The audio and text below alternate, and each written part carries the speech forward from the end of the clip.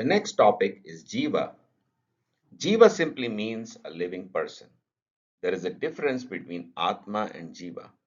Atma means the I or the self, and Jīva means a living self or I am something. The Atma exists even during sleep, but the Jīva is gone because during sleep we don't have a sense of what we are. In the Vedic tradition, the sleeping state is considered superior to the waking and dreaming states because during waking or dreaming, the body is not the real identity of the Jiva, and yet the Jiva identifies with the body and thinks that the body is its real identity. So, for example, if you ask someone about who they are, they might say things like, I am Hindu, Indian, Tamil, and so on. They are all talking about the body and not the self. In fact, when this bodily identification grows too much, people fight with each other based on this bodily identity.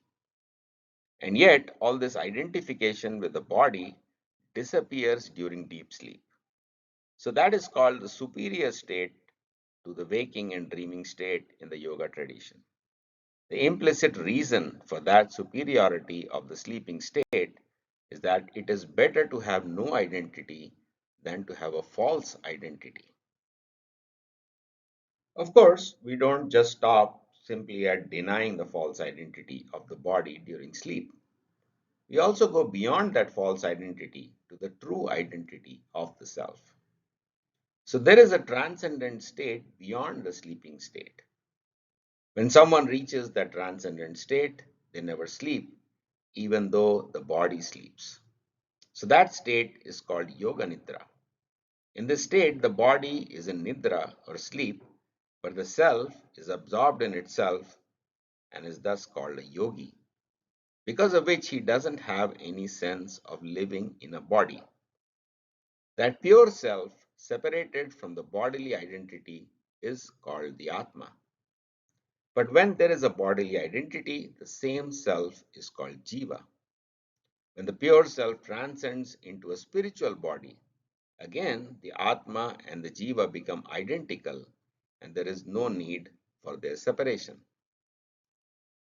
Therefore, Jiva in the current context means I am these living bodies created by Prakriti, and Atma means something beyond these varied bodies.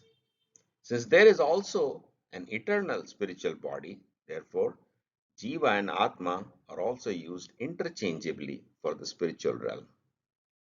Due to these two kinds of meanings, Jiva and Atma are sometimes used interchangeably and sometimes distinguished.